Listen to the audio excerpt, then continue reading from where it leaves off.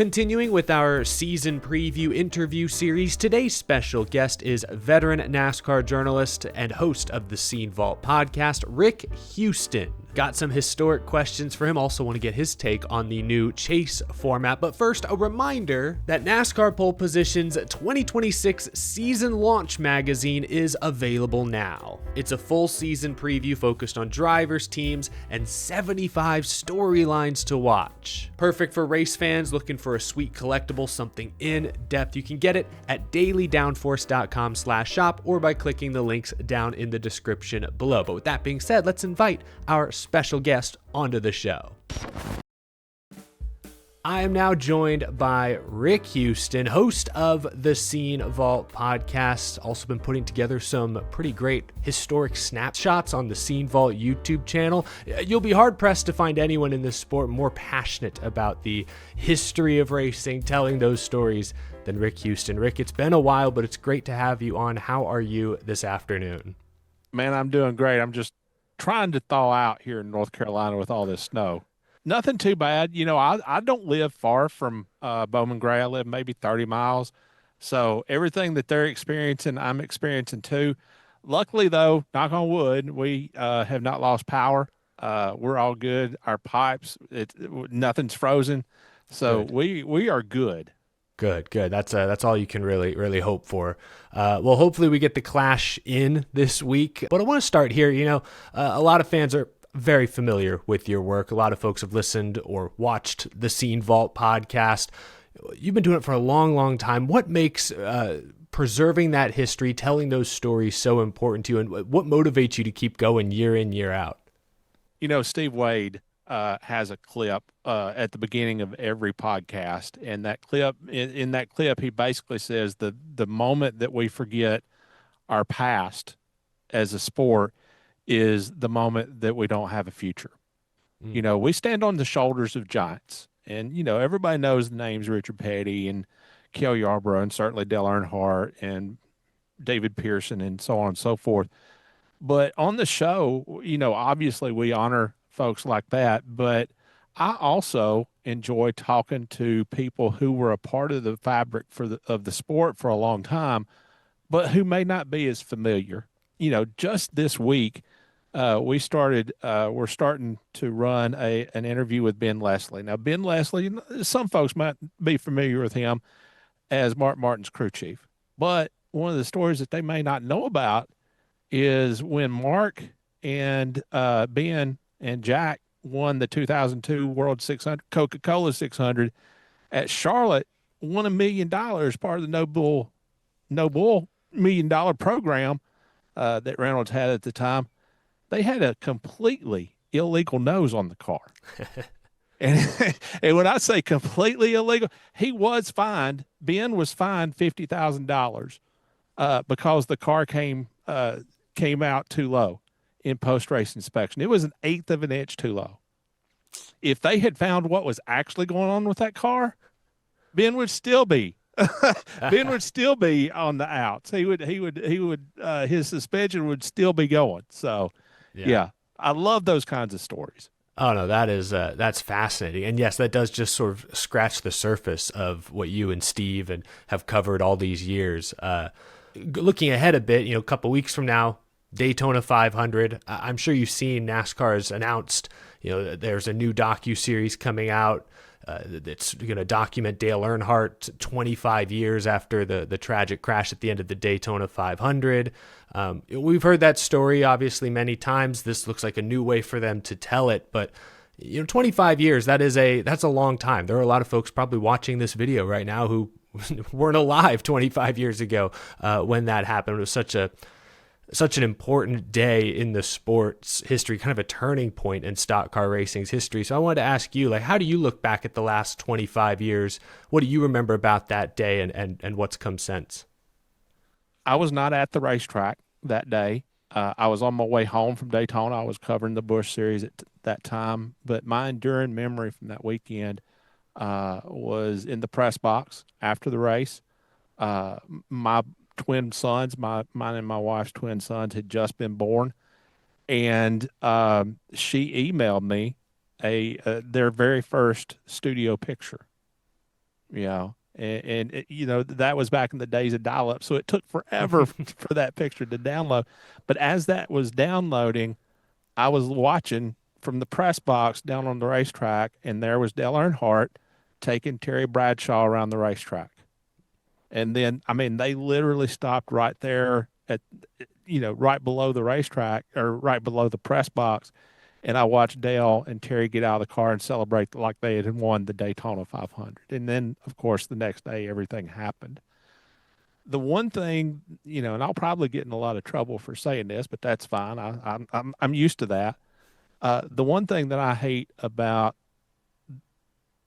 it being 25 years is it's also been 25 years since we lost Adam Petty and Kenny Irwin and Tony Roper and Dale, and then finally Blaze Alexander. Those 2 years were the turning point in NASCAR history. I mean, that was a hinge point in NASCAR history. We lost 5 drivers in the span of just a little over a year. And yes, Dale was a big part of that, and a lot of things were done in the wake of Dale's death, but those things that were done, they were already in the works when Dale passed away. Now, obviously, his was the most well-known. He was certainly the most well-known of those drivers, but Dale Earnhardt did not start that process. And, Dale, he he was hesitant to change a lot of safety things. And so Dale's passing allowed a lot of those changes to be made. So, those were 2 incredibly difficult years. Yeah. By far. No, that's a great point, that there were so many other names that obviously the hardcore fans still remember, and we still pay tribute to folks like Adam Petty, but Dale Earnhardt certainly dominated the headlines just because of his legacy, because of his stature. And so, 25 years later, though, it's kind of surreal to think that it's been that long. You kind of blink and the time goes by oh so fast. I want to get your opinion on this, turning this into more of a racing side of this conversation. Earlier this offseason, I forget the context, but we were on the show debating, the greatest driver of all time. And I argued there's a difference between greatest and best. Yeah. I look at greatest, you got to look at, the accomplishments, but they also, larger than life, cultural impact. And I think there you can't go wrong with Petty, Earnhardt. Feels like they are 1A, 1B in many ways. But when we're talking about the best, most talented drivers, I guess maybe this is my bias, I skew towards the more modern era when margins have become slimmer, everyone's so close. But then, there's a case to be made Dale Earnhardt is the best driver ever. Jimmy Johnson had a Chad Knaus. Richard Petty had a Dale Inman. I think maybe there's an argument to be made that, Dale Earnhardt won championships with 2 different Cup Series organizations. I could be swayed either way on that side of the fence there. I'm curious if you have an opinion on where Dale Earnhardt ranks among the best drivers in NASCAR history. Top 3. And the reason why I say that, I do not mean any disrespect whatsoever to Dale Earnhardt. However, Richard Petty and David Pearson and Dale Earnhardt and Jeff Gordon and Jimmy Johnson, they all drove such vastly different equipment. True. That you cannot quantify in any way, shape, form, or fashion who was best. Richard Petty was best during his era with a nod to David Pearson. Yeah, sure. Dale Earnhardt was the best in his era. Jeff Gordon was the best in his. And if you look back at history, when Lee Petty stopped winning races, Richard Petty started. When Richard Petty stopped winning races, Dale Earnhardt started. Yeah. When Jeff Gordon started winning races, Dale won a few. He won a handful. He won his share, but his dominance was over. Yeah. And when Jeff Gordon stopped winning races, Jimmy Johnson picked up. So, to say who was the best, and I do not say that. I don't say that to pass the buck. I don't say that as a politically correct answer. I honestly and truly believe that. And I actually 100% agree with you. I think again, I skew towards the modern era. I look at Jeff and Jimmy and what they did, but I think you're exactly right about how you have to break greatest, best driver ever into those different eras because of how the equipment and the rules have changed. My question now is, who's going to pick up the torch post Jimmy? But Jeff slowed down a little. Jimmy came in and won all the championships. So who's replacing Jimmy John? Is it Kyle Larson? I don't think we have a dominant driver of the last decade or so. So we'll see what happens going forward. But Rick, before I wrap up with you, I have one more sort of current, maybe forward-looking question for you. What are your thoughts on the new chase format? I saw you had Mark Martin on the show maybe a month ago, a few weeks back, and we know Mark Martin was instrumental in trying to, I guess, get rid of the playoffs, get rid of those eliminations and championship fours and such. But he seemed to be pretty happy with the ultimate format they ended up on. But I want to know what you think. Do you feel like a return of the chase in this current form was the right move, or would you have liked to see NASCAR go in a different direction? Man, I really like those helmets behind you. You got a nice setup there.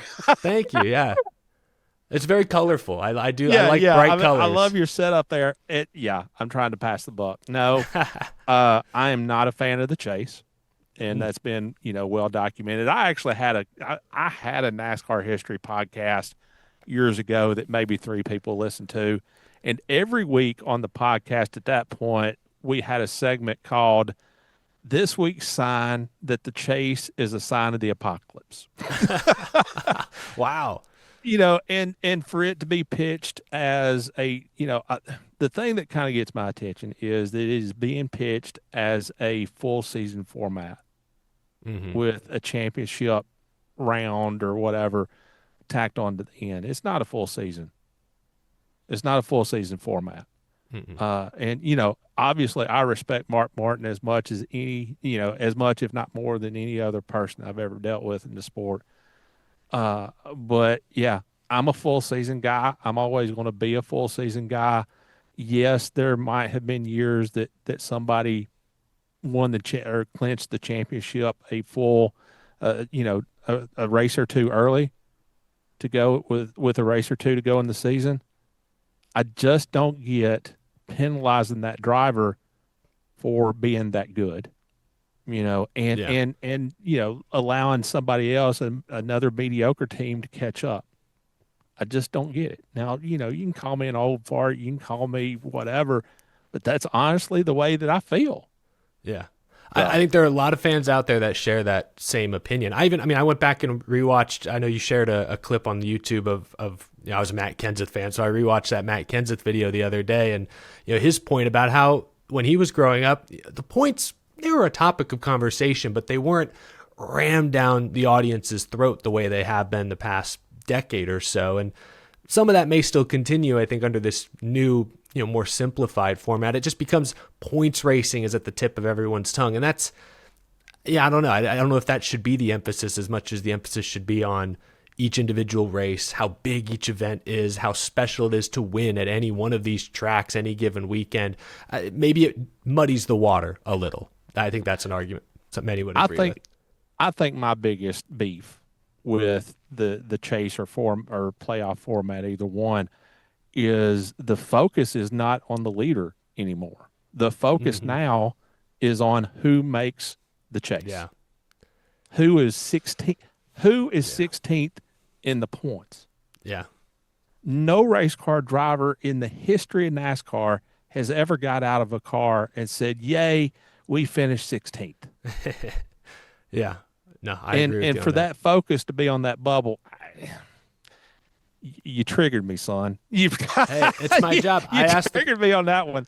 We're in the entertainment business. You got to ask the hard questions and get the fun answers. No, but I think there are a lot of folks that will share your take on that. I do think them rewarding wins more will put an emphasis on, okay, who's winning this race. That's a big, again, points will come up, but it's a big points day.